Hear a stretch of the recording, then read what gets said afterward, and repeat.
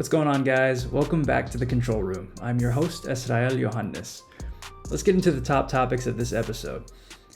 The Mavs, Luka Doncic and Daniel Gafford went on historic streaks, things we haven't seen in NBA history. We're going to break those streaks down, and we'll also talk about how I prepared those graphics in the post games of those historic streaks. Then, for the Pelicans, they swept their road trip, but lost to the Cavs, and then rebounded against the Clippers. So we'll break those games down, how well they played throughout that 5-game stretch, and we'll look at how the Pelicans can stay dangerous. Spoiler alert, Zion Williamson. All right, then the Thunder had a huge third-quarter rally to get past Miami. They also had a big game against Dallas that helped them in the standings. Let's look at how OKC will get through their upcoming stretch. All right, those are the top topics. Now, first, let's look at the first streak set by Dallas Maverick. That is Luka Doncic. He set an NBA record with 6 straight 30-point triple-doubles. All right, that's never happened before in the history of the league. March 9th at Detroit, Luka finished with 39 points, 10 rebounds, 10 assists. His sixth straight 30-plus point triple-double, 5th straight 35-plus point triple-double. Both of those were NBA records. Now, the 35-point triple-double record was already set when he got to 4, but the 30-point triple-double record belonged to Russell Westbrook, who had 5. Then Luka tied him, and then on March 9th, Luka passed him. In that game, Daniel Gafford also made history, because he finished with 17 points on 7 of 7 shooting, and he ended the game on a franchise record 19 straight field goals made. All right, so these are things that we can't really track before the play-by-play era, but as we'll find out soon in this episode, certain people are on this list. But since 96-97, Daniel Gafford broke a Mavericks franchise record, which was actually set by Derek Lively and Dwight Powell. So Dwight Powell had done it in 2021-22 with 18 straight. Derek Lively matched that this season with 18 straight. Daniel Gafford, by the end of this game against Detroit, passed both of those guys. And so that was his 3rd straight game shooting 100% or better from the floor. All right, so he came in with 12 for 12, shot 7 of 7, boom, 19 for 19. Got 2 streaks going on through this game. Now, one of the things that helped the Mavs actually win the game, besides the streaks, right, were their points off turnovers against Detroit. Now, Detroit has not been a great team, but they have played hard. One thing that the Mavericks were able to get out of them were the turnovers. Because of the nature of this game, though, because of the historic nature of the streaks, this is one of the things that we didn't run. We didn't run the package or the graphic that came with the video support about this specific topic, the points off turnovers. But there's something important here. All right, so the Mavs recorded a season-high 35 points off of 20 Detroit turnovers. Season-high 35. They had not had 30 all season long, and this was the first game with 30 or more. They had 35. Since Luka joined the Mavericks, Dallas is 5-0 when scoring 30-plus points off turnovers. It's literally happened only once per season, except for 2021-22. It didn't happen at all that season. And in the last 2 seasons, the Mavs are 32-11 when scoring 20 or more points off turnovers, which includes the future win versus Golden State, which would have been March 13th, 4 days after this Detroit game.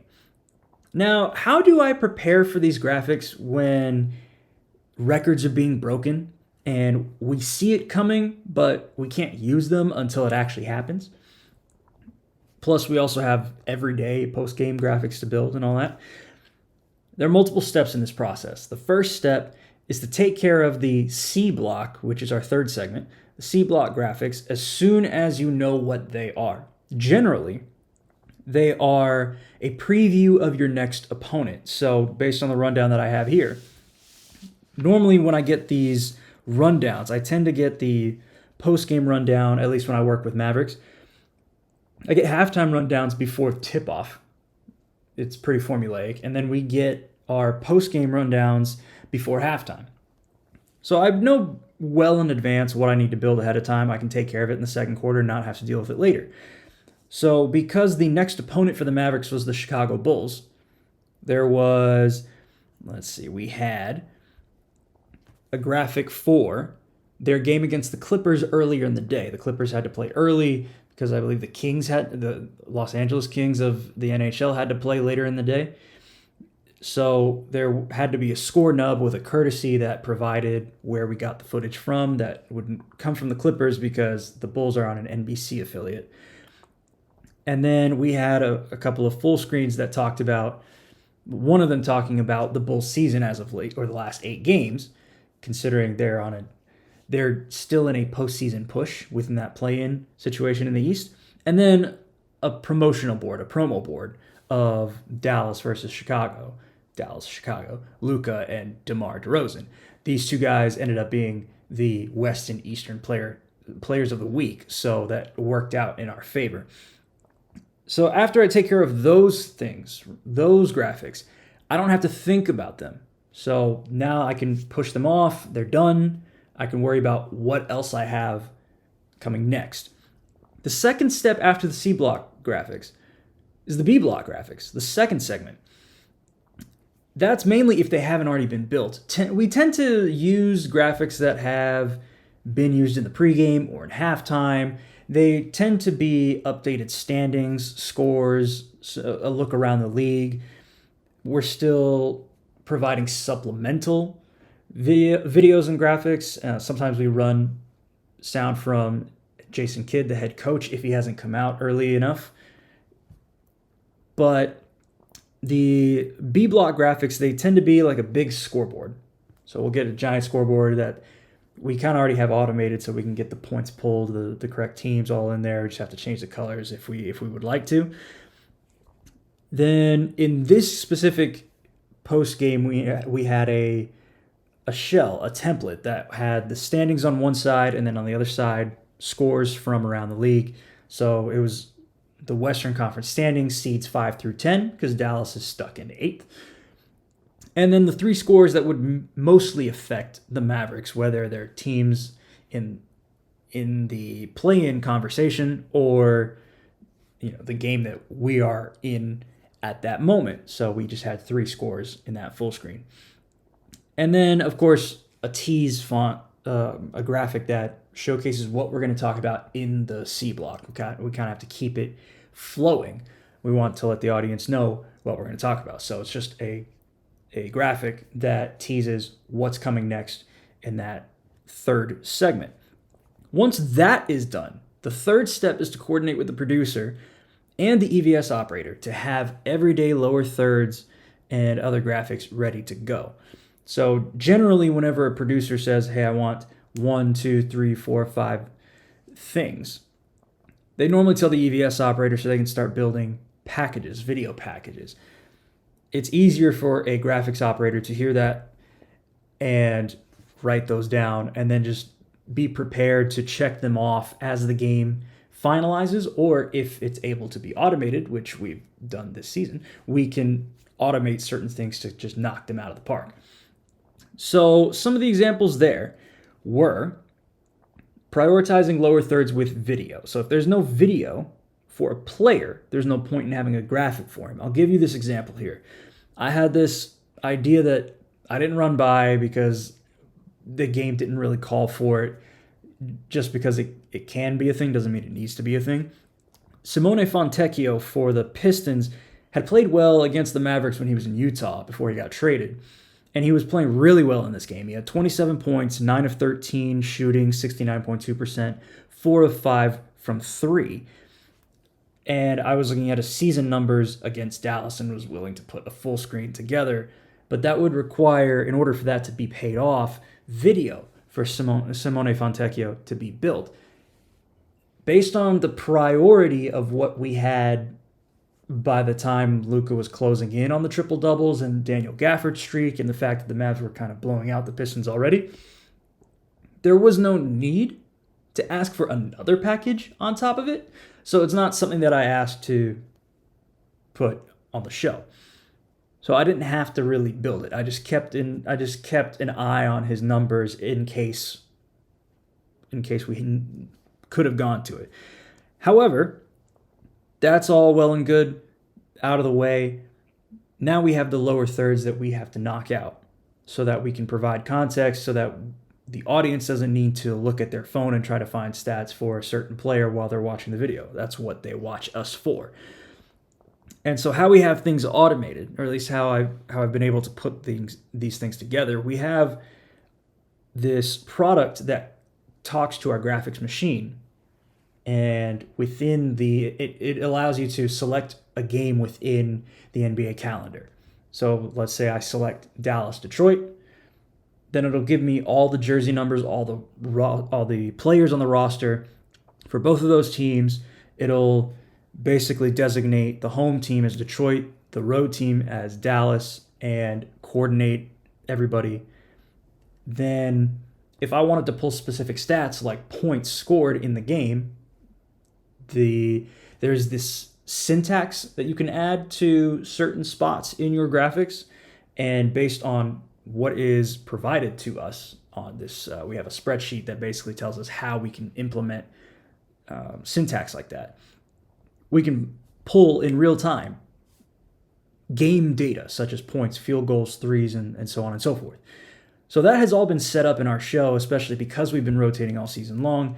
And although I'm most familiar with the Mavericks show since I did build it early, before the season even started, it's easier to just have those done and ready to go. So now that that's all good to go, there were 4 packages that we ran for Dallas and one of them for Detroit, or at least that we had available. Dallas, we had Luka, Kyrie, Daniel Gafford, Tim Hardaway Jr. Those were the 4 key players of that game. And then on Detroit's side, Cade Cunningham had a great game, so we had a package available for him in case we went in his direction. Now that's if it got really close. It didn't end up getting close. Then for the teams themselves, we mainly focused on 2 things for Dallas. One of them, the points off turnovers that I mentioned earlier. And they had a lot of and ones. This one was a request from our talent, from our on-camera personnel. And the Mavericks ended up going 6 of 8 on their and ones. So that was just something that, because of the frequency, the high frequency, that it was requested, and we just made something for them in case they wanted to talk about it.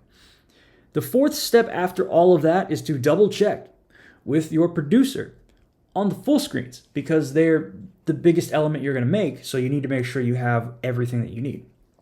And one of the things that my producer told me for the full screens was that instead of having lower thirds for Luka and Cade Cunningham, instead make a full screen with their lines for the night.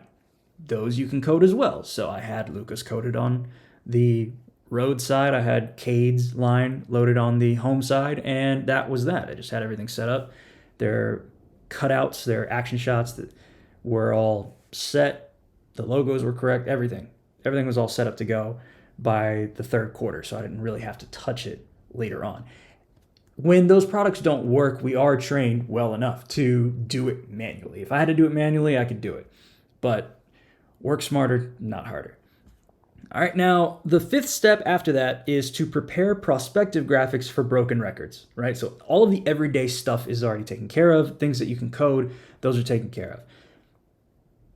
Now you're in the spots where, okay, if these records are broken, you're going to run them at the very top of the show. So you need to have them ready to go as if they've been broken. That's kind of how they do things in the truck from what I've seen. I've not worked a show in the truck, but a lot of the graphics that are there have been prepared for when it happens. They're prospective. They're waiting for it to happen, and then they can run it. If it never happens, well, it was built in advance, just never ran. So in this situation, they were built and they were ran. So the first one was of Luka breaking the record in the NBA for consecutive 30-point triple-doubles, and we made that pretty simple with just a big number graphic. I will show examples here in a moment of what these graphics looked like. Some of them made the air, some of them did not. So that was one of them that I built. He didn't actually get there until 3 minutes and 14 seconds left in the 4th quarter. So it took a while for him to get that 10th rebound. A lot of people around NBA Twitter recognized Luka was kind of stat padding in there to make it a streak, to make it a record. Even Jason Kidd acknowledged, hey, this doesn't happen very often. You don't know if you're going to get another chance at it, so you might as well take care of it while you're in striking distance. So Luka was pretty close. It just took him a while to get that last rebound. Eventually he got it, and then the graphics paid themselves off. Then for Daniel Gafford, he was approaching, tying, and then breaking the record for most consecutive field goals made by a Maverick since 96-97. So I had Dwight Powell set up in the third window, Derek Lively in the second window based on timing, since Derek Lively tied Dwight Powell, who had done it before him. And then Daniel Gafford all the way to the left. And then he broke the record with Luka's assist. Luka gave him an assist with 6:35 left in the fourth quarter. So again, these need to be built ahead of time because they may not happen until the waning minutes, the waning seconds of the game. If you wait that long, you got a lot of other things to take care of. You might not get everything in time. So we want to make sure that all of the stuff that you need to take care of, especially the C block and B block stuff, that they're all taken care of before you ever have to touch any of these. Then the last step, the sixth step, is it's one of the more mundane graphics that we do. It's something that is done every day. It's a stat for the coach. So there's some nugget that we put for Jason Kidd every time. And then we prepare mosaics or squeeze backs, or like you'll see a picture-in-picture kind of thing where you'll see Jason Kidd in a small rectangle to the right, and then you'll have sets of stats just kind of cycling through. Or we can put him in a sound box. That way we can have Jason Kidd in one piece of the box and then roll another package in that box, and then I can run some graphic off of the Bally bar, which is like way at the bottom. And that way we can kind of like speed up or at least we can get whatever amount of Jason Kidd that we need, whether it's 2 minutes, 5 minutes, 30 seconds, depends on how much he gives us and how much of it is good.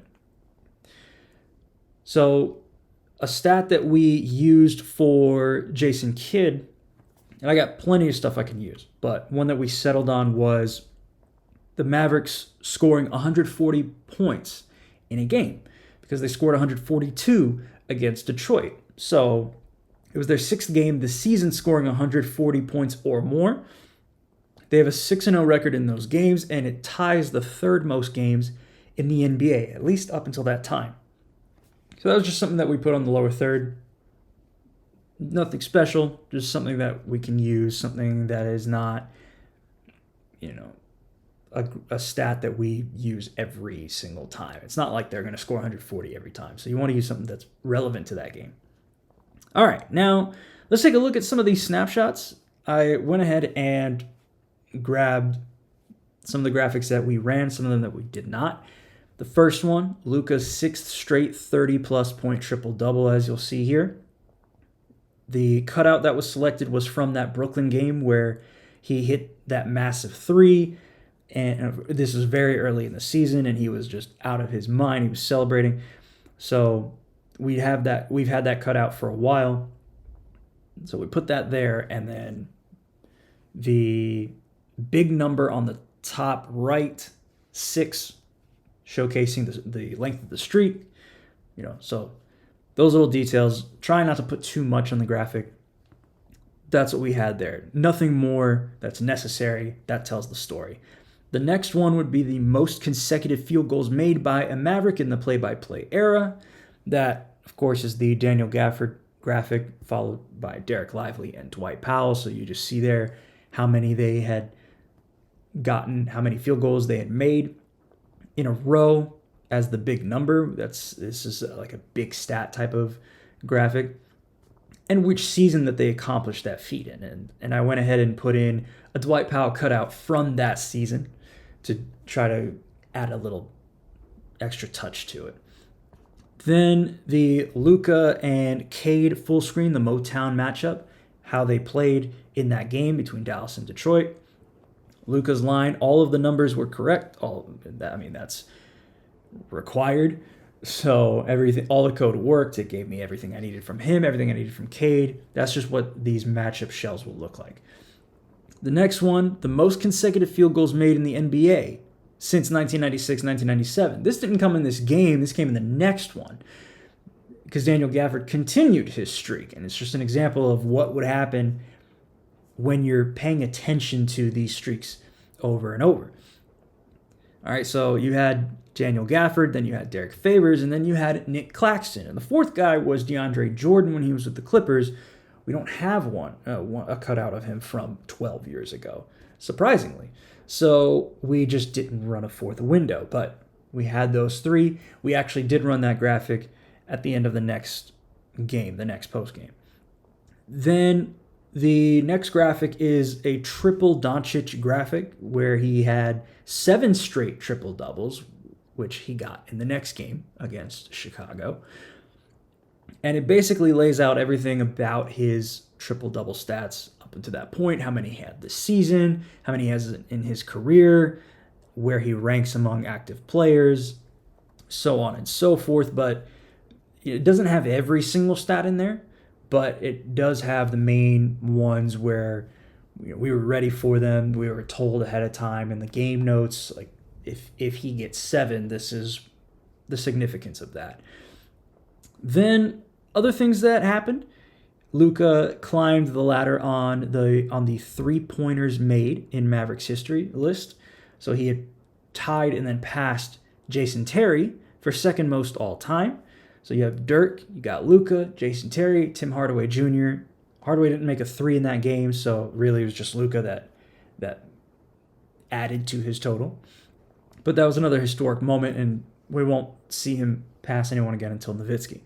Then the most rebounds in Mavericks history. He broke a tie with Sean Bradley and Luka is now 4th in Mavericks history in most rebounds.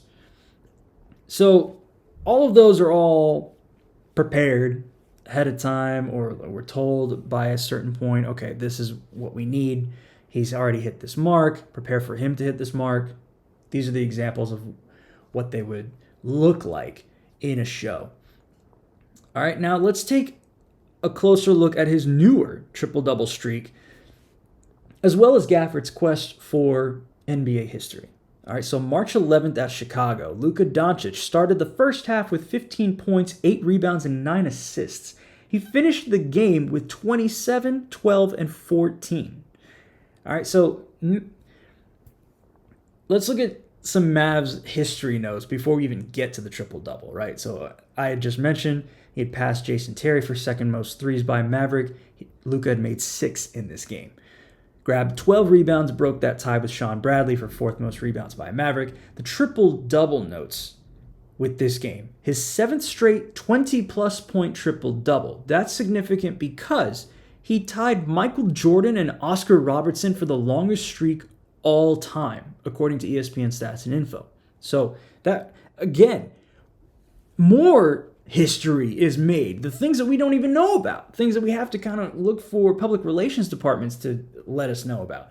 Those things we can't catch on our own unless we know them ahead of time or we find out in real time. So there is major significance whenever these streaks happen as they get longer and longer and longer. Speaking of streaks, Daniel Gafford shot 9 of 9, which broke the NBA record for most consecutive field goals made in the play-by-play era. All right, so he was actually closing in on the guy who's at the top of this list, who's at the top of almost every list in NBA history, Wilt Chamberlain, who had 32 and 35 as his longest streaks of consecutive field goals made. Daniel Gafford was knocking on the door of that one. Now that we've taken care of those important notes, let's look at the Warriors game, the one that was played in Dallas. All right, so Stephen Curry, Draymond Green, they're both out. Kyrie led all Mavericks with 23 points, with 9 points in the first quarter, 8 points in the fourth quarter. Dallas had 6 double-digit scores, and this season they're 12-1 with 6 or more double-digit scores. They've now won 6 straight games with 6 or more double-digit scores. From those 6 players, only 88 points were generated, which is interesting. That's the fewest by the Mavs this season from a set of 6 double-digit scores. Normally, you would expect 100 points from 6 or more, but they found a way to win with only 88 from those 6. The final score ended up being Golden State 99, Dallas 109. That's the second fewest points that Dallas has scored in a win this season, and the 5th time holding an opponent to under 100 points. Dallas is now 5-0 in those games where they hold opponents to under 100. Golden State, however, this was their 3rd fewest points scored this season.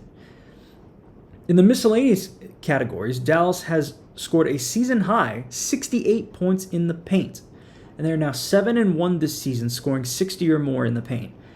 They also had 22 fast break points, where they are 9-3 this season, scoring 22 or more on the fast break.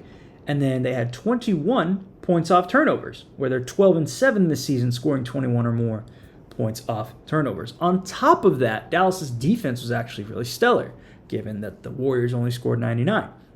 They had a season-high 13 blocks. All right, now let's bring that number down to 7 and look at games where the Mavericks have at least 7 blocks. They're 10-2 this year. So defense leads to wins. Who would have thought? All right. The game after this was a back-to-back in Oklahoma City. So they had to travel short distance, but they still had to travel. That game will be broken down slightly, but in the next segment, because it's the Thunder, and we're going to talk about them as well. Before we move on to the next segment, I do want to mention that the Mavs' three-point rate is dipping. This is, to me, it's not a concern. This is actually what I asked for. However, I just happened to notice that it's really dipping. So last season, they had a three-point rate of 48.7%, which was highest in the NBA. 4 teams had a three-point rate of 44.6% or higher: Dallas, Boston, Golden State, and Milwaukee. This season, however, the Mavericks' three-point rate is 44.2%, which is the second highest in the NBA. Only Boston has a three-point rate of 45% or more. They're at 47%. Before February 10th, Dallas's three-point rate was 45.4%, which was the second highest in the NBA. And they attempted 40.6 three-pointers per game, which was the second most in the NBA. But since February 10th, when they started using Daniel Gafford and PJ Washington, when they got all of those assets at the trade deadline, their three-point rate is now 40.3%, which is 11th highest in the NBA, and their three-point attempts have dropped to 36.3 per game. That's 9th most in the NBA. So there has been a philosophical shift almost, or just the fact that the Mavs are really good in the interior, that they're now utilizing their strengths in a way where they couldn't before. And that makes me happy to see. One thing to know about this is that although their offensive rating has dipped a little bit, their defensive rating has gotten much better. And where I think that comes into play is that a lot of missed threes that hit the back of the rim and fly out, they tend to lead to more transition opportunities for the defense. And when you're not ready, when you're not able to run back on defense and get ready for those kinds of transitions, you tend to give up easy baskets. So it might have helped the Dallas defense by not taking a lot of those threes that could end up missing, flying out, leading to transition opportunities. But that is something we can look at another time. All right, now let's transition to the Pelicans and the Thunder, because they have some interesting games to look at, and they're much higher in the standings too.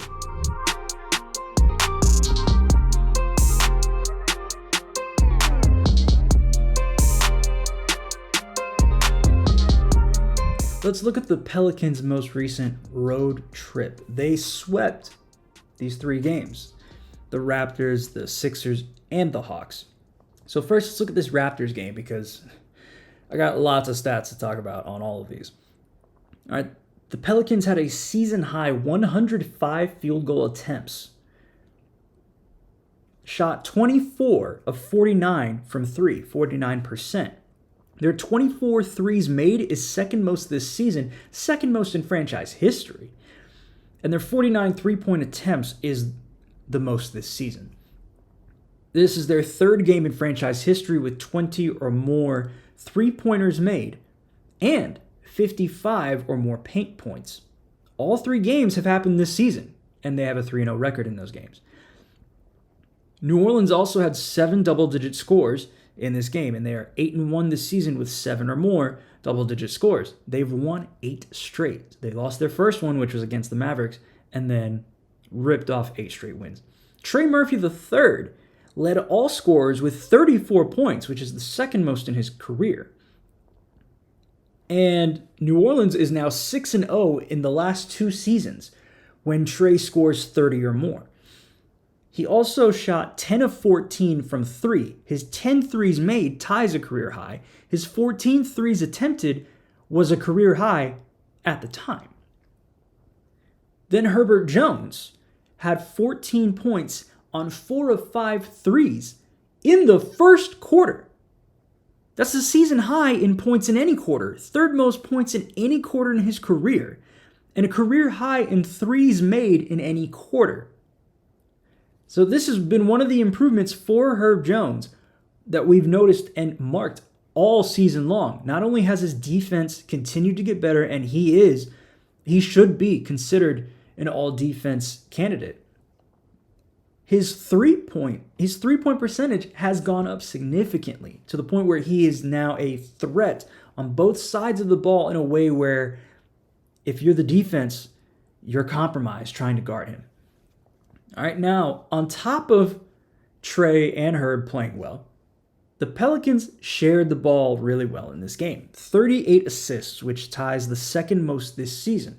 The Pelicans are 21-5 this season when any 3 players each have 5 or more assists in a game, which happened in this one.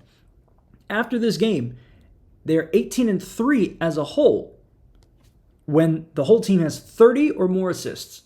They've won 7 straight such games, currently 19-13 with 8 straight wins in games with 30 or more assists. And I'll break down another variation of that stat in a future game. Next, we'll look at the 76ers game. So the Pelicans led 84-61 going into the fourth quarter. We thought this game was over, and I was working this one, so we were hoping this game was over. But the 76ers went on a 27-8 run in 7 minutes and 22 seconds from the 8:46 mark to the 1:24 mark. Now, the Pelicans ended up winning this game, but not before the Sixers got it down to clutch. So they got it to within 5 in the last 5 minutes. They didn't get much closer, but because they had gotten the score into clutch time, or at least they had made the game designated as a clutch game, the Pelicans, with this win, snapped a 3-game clutch losing streak. They're 10-13 after this game, currently 11-13 on the season. Zion Williamson in this game had 23 points on 7 of 14 shooting, a perfect 9 of 9 from the free throw line, which we don't see very often, 12 rebounds, and 3 blocks. He had season highs in rebounds and blocks, tied his career high in blocks, and his 9 of 9 free throws is his career high free throws made without a miss. Impressive. All right, now, Najee Marshall in this game also had season highs of 19 points and 7 field goals made off the bench, tied his season high 4 3-pointers made. And then, as the New Orleans community, the Pelicans call their bench the second line, the entire bench unit had 43 bench points. And after that game, they're 14-1 this season with 40 or more bench points, and they've won their 14th straight, currently 16-1. All right, now let's look at the Pelicans and the Hawks game. See, this is a recurring theme. We got different ways to win. All right, in this game, there are 3 20-point scores. Trey Murphy with 28, Zion with 27, CJ with 20. The Pelicans are 10-2 this season with 3 20-point scores, and they've won 9 of their last 10. The second line for the Pelicans, the bench unit, scored 51 points. And after this game, the Pelicans are 15-1 this season with 40 or more bench points. Again, they're currently 16-1. And this time they share the ball just as well with 32 assists. Now, here's the variation that I mentioned from the stat earlier, where they're 19-3 with 30 or more assists. When they have 32 assists or more in a game, the Pelicans, they're undefeated. They're 16-0 this season. All right, so that seems to be the magic number for this team. If you get to 32 assists, you're probably going to win this game. All right, so that's a marker that we should start looking for if we haven't already. Whenever you're watching the game, pay attention to that assist number. If the Pelicans can get to 32, they should be A-okay. All right, now let's look at some battles in the blender. The blender is where they play, the Smoothie King Center in New Orleans. They had an odd game against Cleveland on March 13th. Cleveland beat them down 116-95. The Cavaliers shot 20 of 45, which is 44.4% from three. That ties their fourth most three-pointers made this season, and it ties the second most threes that New Orleans has allowed this season. The Pelicans, on the flip side, only shot 4 of 22, which is 18.2% from three. All of them were season lows of some kind. The 22 three-pointers attempted ties their season low, but the 4 threes made and the percentage, 18.2%, were both straight up season lows. From the free throw line, this is jarring. Cleveland only shot 2 of 3. That's not in a quarter or a half. That's the whole game. 2 of 3 from the free throw line. New Orleans, 21 of 26 from the stripe. So New Orleans had a plus 23 free throw attempt differential, which is the most this season. NBA teams are 17-7 with a plus 20 free throw attempt differential. However, New Orleans is 1-2. Little odd. This is normally a recipe for success, but it didn't seem to translate in this game. Of course, it's the threes that's going to kill you. Now, it would be a remarkable note if they kept losing. But the Pelicans did not keep losing. So let's look at this game against the Clippers. And it's a big game because the Clippers are 4th in the West. The Pelicans are 5th. And if you can beat the Clippers, you inch closer to getting home court in the first round of the playoffs. So Zion Williamson took over in this game on March 15th. The Clippers and the Pelicans battled. The Pelicans ended up winning 112-104. Zion scored 34 points on 14 of 21 shooting with 7 rebounds, 4 assists, 3 steals, and a block. His third most points this season at 34. His second most field goals made this season at 14. And his 3 steals ties a season high. So, like I spoiled at the very top of the show, how did the Pelicans stay dangerous? It's Zion Williamson. By month, he's actually gotten better month after month after month. There's been a lot of criticism with his conditioning earlier in the year, especially after how they played in the in-season tournament against the Lakers. However, Zion has looked much better as the weeks and the months have gone by. And in March, it's been his best month for rebounds, field goal percentage, steals, blocks, personal fouls, and turnovers. And then if you look at February and March, those were his best months for free throw percentage, blocks, and turnovers. So those were his best 2 months. Still split, but his best 2. So he's the key. Of course, point Zion is the way that the offense wants to roll. The more aggressive that he is, the longer that he can sustain himself in games, the better off the Pelicans are going to be. And it seems to be working so far. And so I can see the Pelicans, based on matchups, most likely going into the second round. But we still have to let the rest of the West shake up and see where everything goes. Because the way that top seed is playing, whoever the Pelicans would have to face in the second round as the 1 seed, you don't know if it's Denver, you don't know if it's OKC, you don't know if it's Minnesota. So let's just wait. Let's let this thing play out, and then we'll find out as we get much closer. All right, so let's transition to the Oklahoma City Thunder, because their third quarter rally against Miami was quite impressive. On March 8th, OKC outscored Miami 30-16 in the third quarter. SGA led all scorers in the third quarter with 11 points. The biggest difference in this game was the turnovers. Now, this happens to be one of Miami's strengths, that they force a lot of turnovers, but that's also a strength of the Thunder. And the fact that they forced turnovers and the Miami Heat did not, where do you think this was going to go? All right, so Miami had 6 turnovers. OKC had 0. Yeah.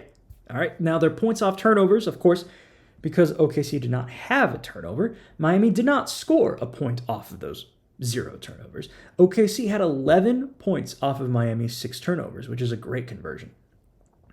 From 2, Miami shot 3 of 10, so they weren't helping themselves in regular offense either. And then OKC shot 9 of 13. OKC's third quarter efficiency blew my mind that I had to double check this number. According to NBA.com, in the third quarter of this game against Miami, where they outscored Miami 30-16, the Thunder's offensive rating was 130.4. 130.4. Their defensive rating was even more impressive at 69.6. Their net rating was plus 60.9. 60.9. I don't know if I've seen that very often. I'm sure it happens. But to see those numbers in a quarter, it still blows my mind. All right, now, they finished this game in the clutch because the Thunder were behind. They had to go on this run in order to get it close in the first place. By winning this game, the Thunder are now 19-12 in the clutch this season. They have the 7th best win percentage in the NBA at 61.3%. And then their offensive rating in the clutch is actually also 130.4, surprisingly. That is first in the NBA. So the Thunder, a lot of that has to do with J-Dub. A lot of that has to do with SGA. Those two guys are leading this team when it matters most. So you can rely on those guys to bring it home for you when you can at least get it close enough by the 5-minute mark. Now let's look at the Mavs and the Thunder game that I teased much earlier in the show. March 14th, OKC beats Dallas 126-119. Now we can have all these gripes about how many fouls Shea was able to draw, considering how physical the game was. And personally, it did feel like he was getting a bit more of a whistle.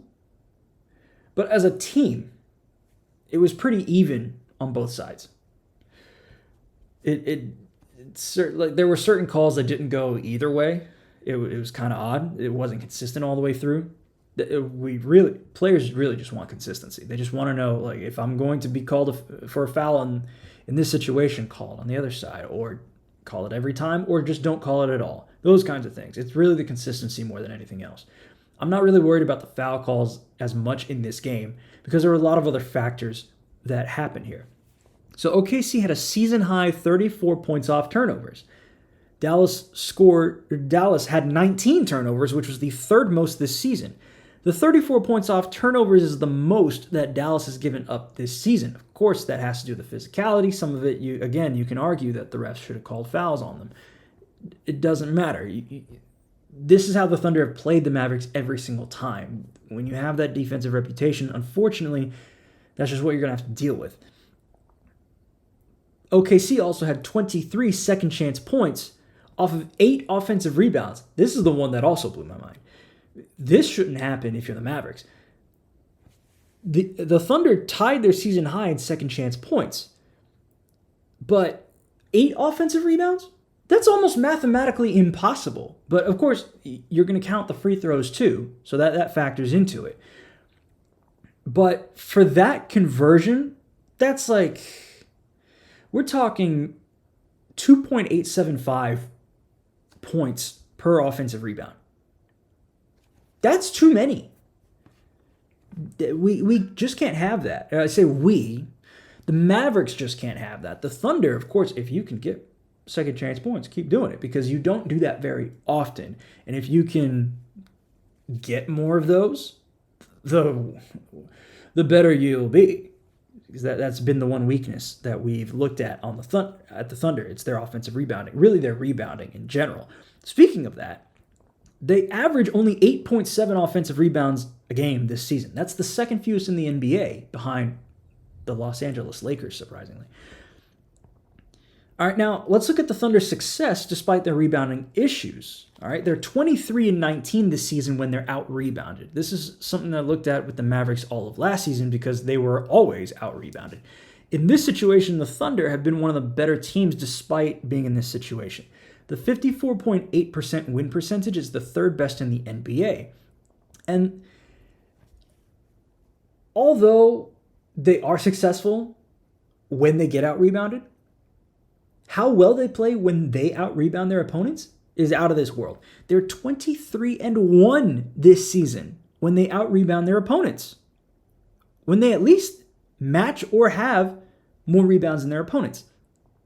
Tuesday versus the Indiana Pacers was their first loss this season in that situation. So they had won 23 in a row and then lost one, unfortunately. Now, their win percentage, 95.8%, when they match or out-rebound their opponents, would be the best in a season in NBA history, at least if it holds. No team has had that high of a win percentage, 95.8%, in this situation. And the teams that have been close, some of them ended up winning the NBA championship, such as the 2014 San Antonio Spurs, the 2017 Golden State Warriors, just for some examples. All right, now the Thunder's last stretches, they do have a really tough schedule. They got 16 games remaining, including one today. They've got a 3-game road trip, including Toronto, Milwaukee, and New Orleans. A 5-game road trip at New York, Philadelphia, Boston, Indy, Charlotte. Charlotte's not the hard game, but it's the 5th of a 5-game road trip. There's also back-to-back between Philly and Boston. Then home games against Houston and Phoenix, and a back-to-back between the games at New Orleans and at home against Houston. And then a season-ending 4-game homestand where they host Sacramento, San Antonio, Milwaukee, and Dallas. And there's a back-to-back between the Sacramento and San Antonio games. So, of their remaining schedule, according to the reports that we've gotten this morning, we get a daily report every morning looking at strength of schedule and all that. The Thunder have the 9th toughest remaining schedule at .509, with 7 games at home and 9 on the road. Not very easy. Of course, when you're close to the top spot, you want to try to hold on to that spot. However, I think in the Thunder's case, it might not actually be in their favor to get the number 1 spot, considering who's lurking in the play-in, especially at that 9-10 seed. But all the Thunder can control is what they have in front of them, how they play in those games. And that starts off with a game against Memphis Saturday, which is today. All right, now let's transition to our matchups of the week. I got a few games that we should probably look at before we get into the next episode. All right, so stick around.